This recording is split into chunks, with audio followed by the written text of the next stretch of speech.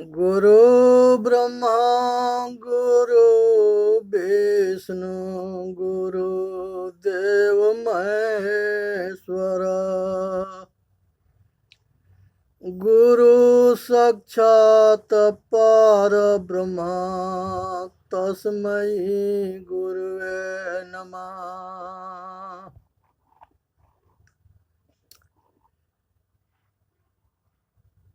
सोई नूर दिल पाख है, सोई नूर पहचान।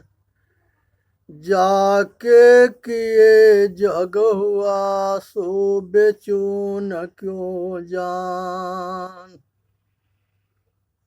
हे भाई,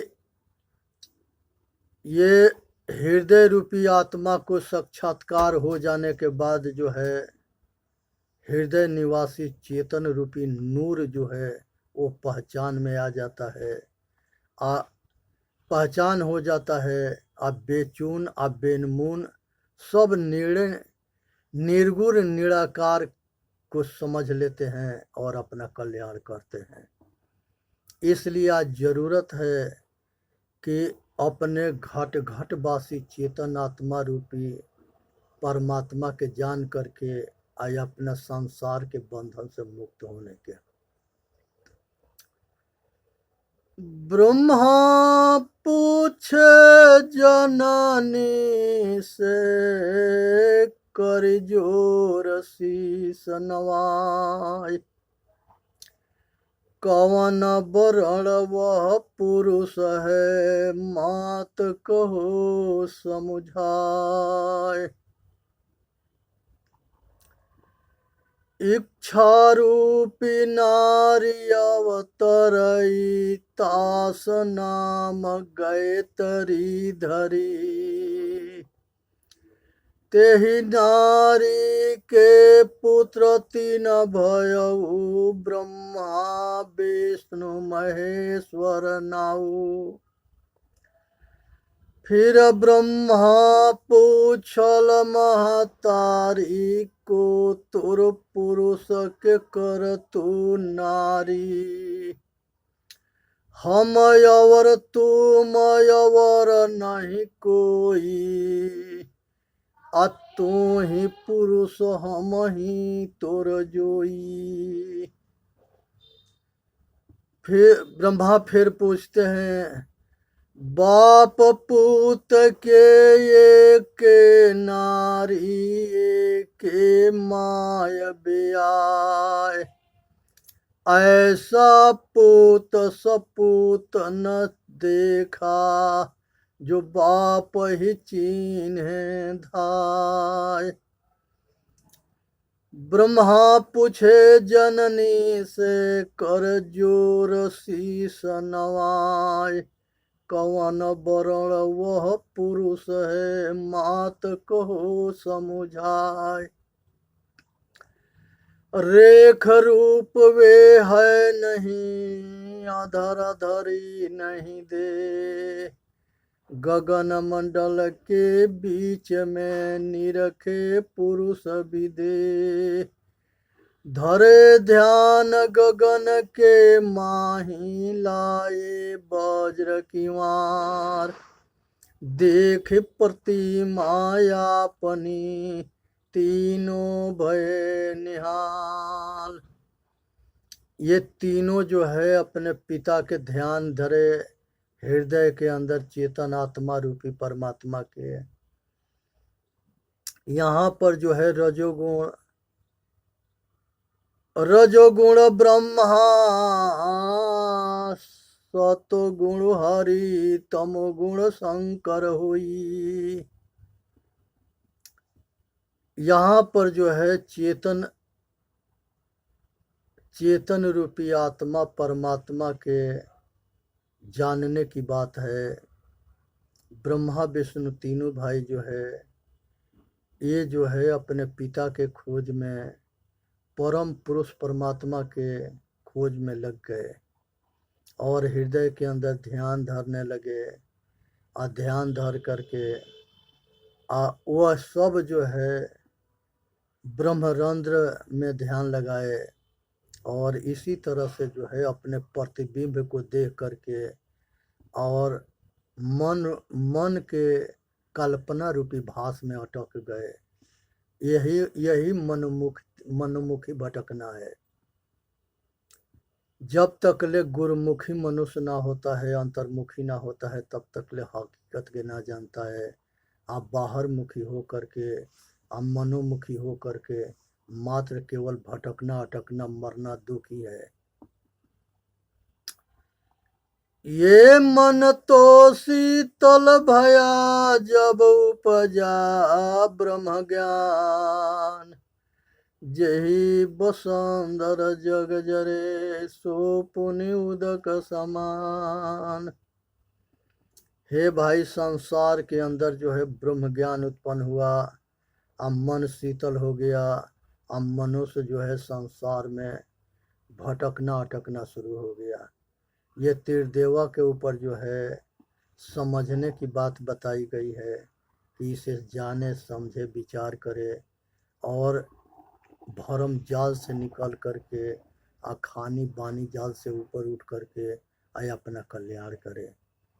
संसार के अंदर परिवार है, रिश्तेदार है, मित्र है, ये समाज है, सब जो है ये खानी जाल के अंतर्गत आता है। ये सब के मोह बंधन है।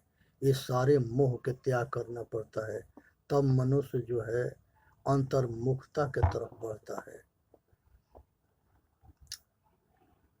जासो नाता यादिका बिसरी गयो, गया सो ठोर 84 के परिचय, 84 के बस परे कहे और के और। हे भाई, संसार के अंदर जो है मनुष्य मूल स्वरूप चेतन आत्मा के नित्य को स्थिति के जो है भूल गया है, अपने स्वरूप को भूला पड़ा है। आज संसार के सारे दुख अपने स्वरूप के भूलने की वजह से है। अलख लखो, अलख लखो, लखो निरंजन तो है कबीरा सबको लखो, मुँह के लखो नको। सतगुरु कहते हैं कि चेतन आत्मा को हम लखते हैं, देखते हैं, समझते हैं। आज दुनिया जो है कल्पना रूपी ब्रह्म को लखता है और उसी में भटकता है, अटकता है। इसलिए निज साक्षी चेतन स्वरूप के स्थिति में जाने, समझे, विचार करे, अपनावे।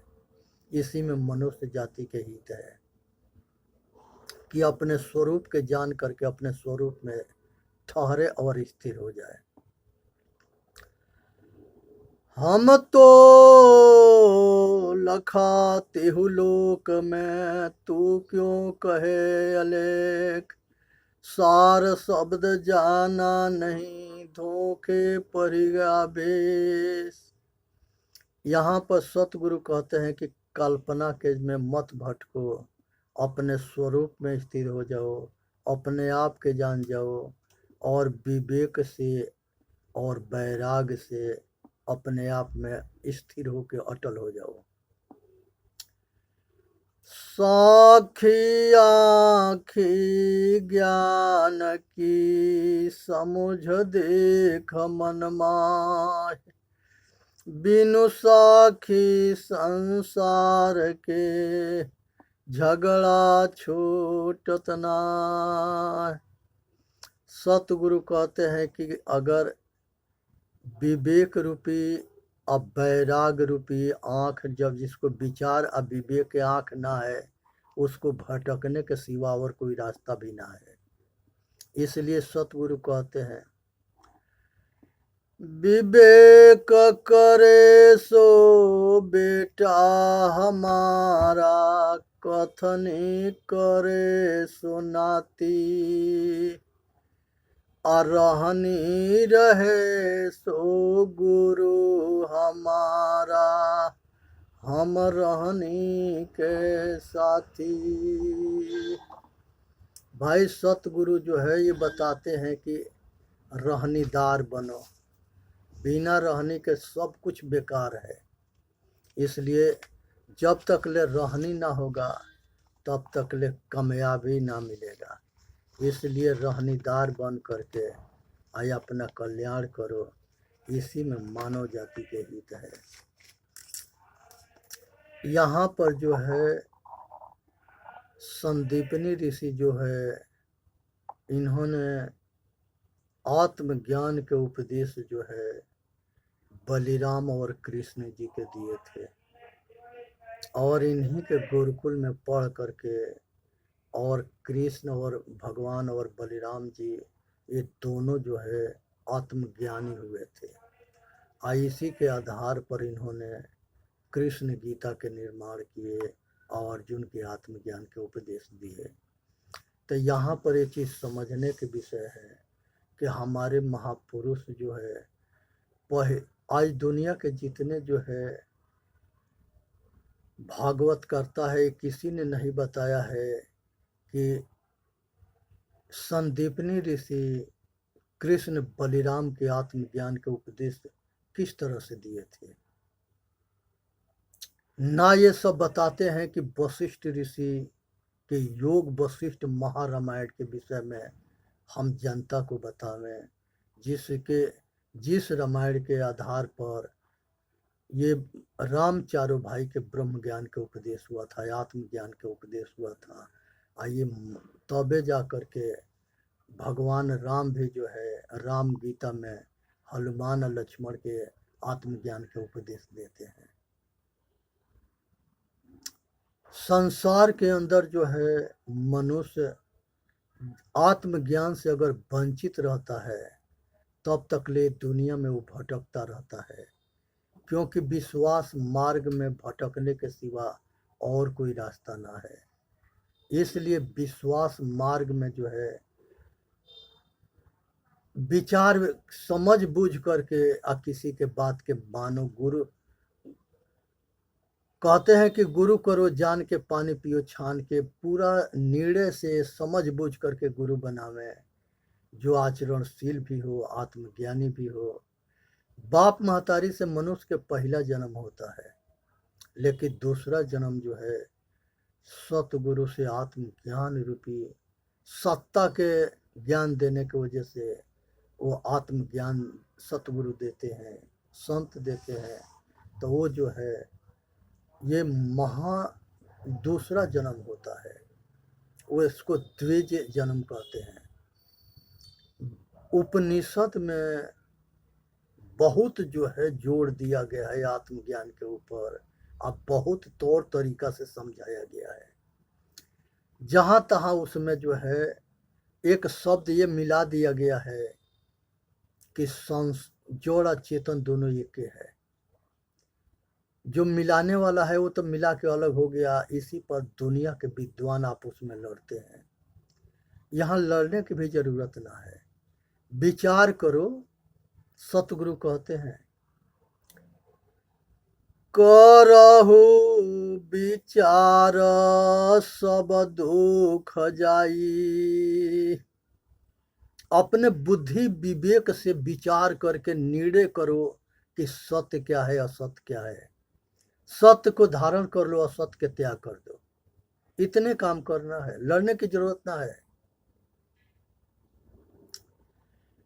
पछा पछी के कारण सब जग रहा भुलाए, निरपक्ष हो के हरि भजे सोई संत सुजान।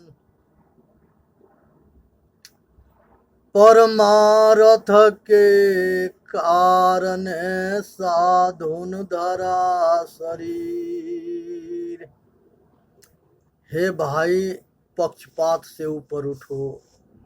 आज दुनिया के अंदर जितने नरसंहार हुए वो सारे नरसंहार के पीछे पक्षपात ही था, आपसी दुराव था, तोड़ाव था, अलगाववाद था, जाति फूट, जाति में बंटना था, धर्म मजहब में बंटना था, नीच ऊंच में बंटना था। अनेक जाति अनेक धर्म में बट गए। आज यही हमारे कमजोरी के कारण बना। आज जो ही आया वही हमको गुलाम बना के हमारे ऊपर शासन किया। आज यही कारण है कि हिंदुस्तान के सारे मंदिर तोड़े गए, मस्जिद तोड़े गए, सब लूटे गए। ये सब नरसंहार दुनिया देखती रही और किसी के साहस ना पड़े कि इसके विरोध करे। सब अपने अपने जान बचाने में लगे थे। मोहम्मद गोरी जो है वो जो है कहता था कि हमारा थोड़ा सा सेना लेके हम गए थे और वहाँ पर हजारों जनसंख्या में लोग जो है भोले बाबा के पुकार रहे थे कि हे भोले बाबा, इस शैतान के भी विनाश कर दो और हमारा भी रक्षा करो, अपना रक्षा करो। लेकिन मोहम्मद गोरी ये भी कहता था कि मूर्ख देखे लेकिन इतना बड़ा मूर्ख हम और देश में कहीं ना देखे। अगर वो दो चार अगर ढेला भी मारे होते तो हमारा पांव उखड़ जाता, हम वहां से भाग जाते। लेकिन सगरी हाथ जोड़ करके अब मुर्दा से भीख मांग रहे थे। अब मुर्दा अपना रक्षा ना कर सके तो तुम्हारा उसका रक्षा कैसे कर देगा। ये बात को हम लोग जानते थे। तो इसलिए जो है ये अंधेरा आज भी ये फैलाने में लगे हैं। इसी को ये सनातन कहते हैं। इसी के लेके दुनिया आपस में लड़ते हैं। सत्य जो है कृष्ण भगवान गीता में कहते हैं कि हे अर्जुन, जो सत्य है वो कभी असत्य ना होता है और जो असत्य है वो कभी सत्य ना होता है। ये पाखंड को पाखंडी जो है सत्य बनाने में लगे हैं। जो ना वो अपना रक्षा करे और ना समाज के रक्षा करे। और जो सत्य है उसको ये ढांकने में लगे हैं, चुराने में लगे हैं और वो जो है लोग के मूर्ख बनाने में लगे हैं। साफ शब्द में वेद में आया है कि ये पृथ्वी से भारी जो है माता होती है, आकाश से ऊंचा जो है वो पिता होता है और अतिथि जो है वो जो है देवी देवता होते हैं। इनका सेवा करना चाहिए और सतगुरु महादेव होते हैं। इस बात को किसी ने ना बताता है। इसके जो है इसको जो है ढांक देता है, इसको अनदेखी करता है, अब पाखंड को सामने करता है। यही सनातन है, जो हकीकत है, जो जिंदा पूजा है, जो वेद ने कहा है। ये वेद के भी नहीं मानते। संसार के सारे महापुरुष के मूर्ति के पूजा करके दुनिया को भटकाएंगे, अटकाएंगे। गोबर के गणेश बना के माथा टेकवाएंगे, कहेंगे कि तुम्हारा बाप है, इसके कहो बाप है। जो चीज चढ़ा देगा हम कह देंगे कि स्वाहा है, तो स्वाहा के मतलब कि हमारा हो गया। ऐसे लोग के मूर्ख बनाते हैं। आज समय बदल रहा है और ज्ञान के आग लग चुकी है और वो जो भगवान है वो पैदा हो चुका है, जो इसको कहते हैं कि सत्य रूपी परमात्मा प्रकट हो चुका है। वो ज्ञान के द्वारा अब दुनिया उसको जानना शुरू कर दिया है। वो चेतन आत्मा रूपी परमात्मा है, यही अनादि पुरुष है, यही सत्य है और यही आत्मज्ञान के उदय हो गया है। आज के समय में हजारों महात्मा जो है आत्मज्ञान के उपदेश दे रहे हैं। जो उपनिषद छिपाई गई थी, किसी को बताया ना जाता था। ब्रह्म ज्ञान केवल ब्राह्मण के लड़कों के दिया जाता था, राजाओं के लड़के के भी छल होता था। उसको लड़ने मरने वाला विद्या दे दिया जाता था कि देश के रक्षा करो, समाज के रक्षा करो, तुम्हारे को ब्रह्म ज्ञान की मतलब ना है, जरूरत ना है।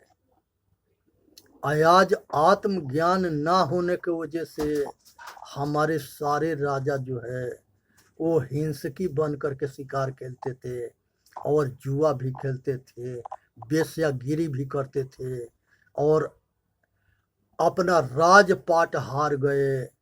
आ गौ मेघ जग, अश्वमेघ जग, ये सब में जो है पशु के और नर के बलि दे करके ये कटवाते मरवाते आ रहे हैं।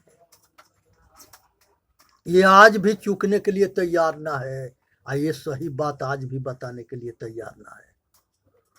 आज भी दुनिया के आंख में धूरा झोंकने के लिए तैयार है।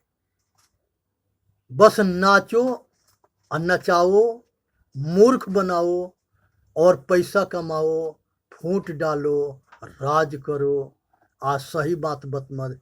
ये राजा महाराजा के समय में भी जनता के मूर्ख बनाया गया। राजा ही जो है, राजा ही के ये मूर्ख बना देते थे, और राजा इनके विश्वास और भरोसा में मूर्ख बना पड़ा रहा। जब राजा मूर्ख हो जाएगा तब प्रजा के मूर्ख होना अनिवार्य हो जाएगा। आज यही कारण था कि नेपाल के वो राजा जो है अपना सारा परिवार के जान मार दिया था। बाद में वो अपना भी गोली मार लिया था, सब के नाश कर दिया। ये संसार के अंदर जो है इन लोगों के रावण अपने राज्य से निकाल दिया था, तो उसको ये राक्षस कहने लगे। जितने जो है ये महा आत्मज्ञानी कुल हुए, वो सगर सारे के जो है ये विपक्ष में उसको राक्षस बना के पेश कर दिए। उसी वंशज में राजा बलि भी हुए थे, उसी में जो है एक से एक धुरंधर धर्मात्मा राजा हुए। आज सबको जो है जहाँ जो इनके बात मान ले वो ठीक है, जो नहीं माने उसको ये राक्षस बना देते थे।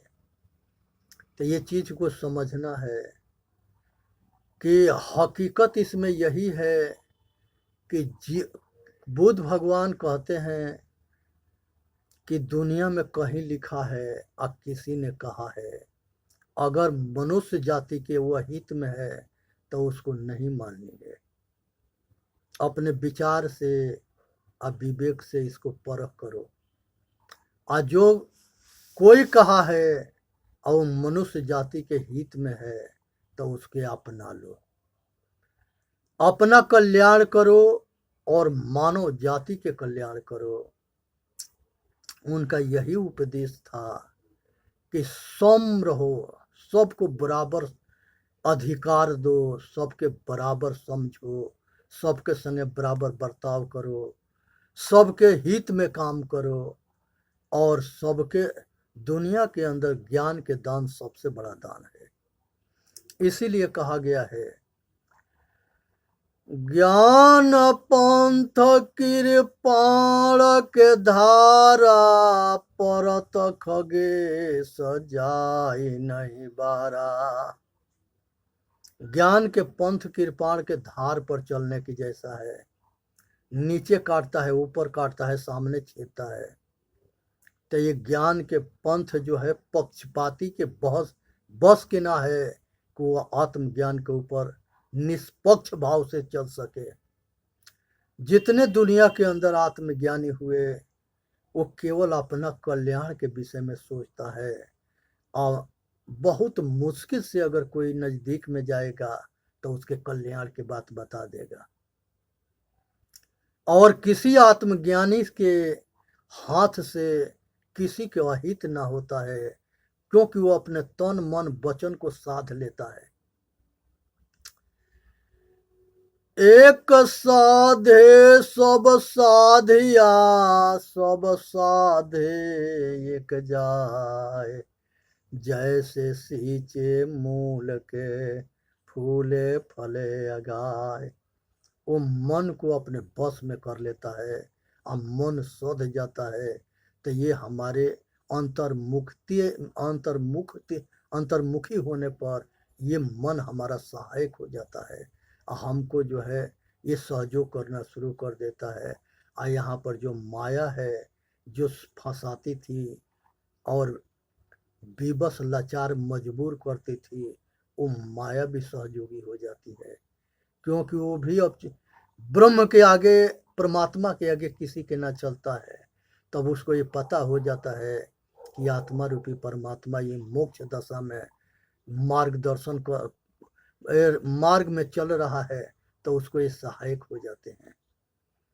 अब ये माया से या मन से दोनों से ये ऊपर उठ जाता है और इसके ये सब सहायक हो जाते हैं और वो साधन विवेक और वैराग और साधन और ध्यान के माध्यम से वो अपने स्वरूपस्थ में पहुंच जाता है, जिसको सहज समाधि कहते हैं। वो जीते जी अपने को जान जाता है कि हम मोक्ष हैं। संसार की कोई कामना वासना उसको पतन नहीं कर सकता है, क्योंकि वो अपने आप मार्ग में अटल रहता है, सावधान रहता है, सतर्क रहता है। और वो उसके ये कही उद्देश्य है, ये चेतन आत्मा को परमात्मा के रूप में परिवर्तन कर देना। ये चेतन आत्मा के परमात्मा के रूप में परिवर्तन कर देना, ये कही उद्देश्य होता है।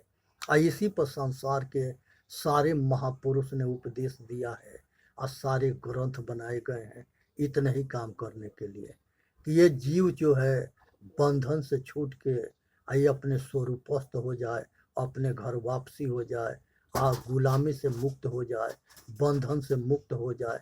इसीलिए उसको निर्बंध पद कहा गया है और निर्भय पद कहा गया है, और वही सहज समाधि है। जियत ना तरहु तो मुँह का तरी हो, जो जियत ना तरे। भाई जियत जो है मोक्ष होने की जरूरत है, और सभी मनुष्य में सिया राम मैं सब जग देखा, जोर प्रणाम जोर जुग पानी। वो सबको प्रणाम करता है और सबको सिया राम के जैसे जानता है। घट घट बासी सब राम को वो अपने परमात्मा रूपी राम के जैसे समझ करके उसके संग बर्ताव करता है। आज जो अपना भूल, बहुत ऐसे अनाड़ी मिलेंगे जो अपना शरीर के अपना स्वरूप कहते हैं। गाड़ी अलग होता है, ड्राइवर अलग होता है। गाड़ी के अलग भोजन होता है, ड्राइवर के अलग भोजन होता है। गाड़ी हमेशा जो है मोबिल पेट्रोल डीजल से चलती है और ड्राइवर चलाता है। मोबिल डीजल पेट्रोल होके गाड़ी ना हो तभी काम ना चले, और गाड़ी भी हो अब मोबिल डीजल पेट्रोल और कंडीशन ठीक हो तब ड्राइवर चला सकता है। उसी तरह से ये चेतन आत्मा है, ये शरीर रूपी गाड़ी को चलाता है। शरीर एक रथ है और इंद्रियां घोड़ा है, 10 इंद्रियां घोड़ा है, मन बागडोर है। जो इंद्रियों को जीता हुआ होता है उसको इंद्र कहते हैं। वो देवताओं के राजा होता है। इंद्रिय रूपी देवता के राजा इंद्र होता है जो मन है। इंद्रिय रूपी देवता के राजा जो है मन होता है। जो इंद्रियों के जीत लेता है वो इंद्र होता है, इंद्र पद होता है। भ्रम में न रहे। और उसके बाद बुद्धि होती है, जो बुद्धि जो है मन को कंट्रोल करता है, ये प्रजापति है। जो अपने इंद्रियों रूपी मन को, ये सब को जो है प्रतिपालन करता है और सही दिशा देता है और सत निर्णय करके और सत्य में लगाता है, ये प्रजापति है। और इसके ऊपर जो है ये रथ पर परमात्मा सवार है, जिसको राम कृष्ण कन्हैया कुछ भी कह लो, अल्लाह खुदा गॉड कुछ भी कह लो, वो ये रथ पर सवार है और सबके हृदय में है। यह अज्ञान दशा में बंधन में होता है तो दास होता है, अज्ञान दशा में बंधन से मुक्त होता है तो ये स्वामी होता है। इसलिए वीडियो के सब्सक्राइब करें, लाइक करें और चेतन जीव दुख मुक्त चैनल पर आके अपना कल्याण करें। बोलिए सतगुरुदेव की जय। साहेब बंदगी, साहेब बंदगी, साहेब बंदगी।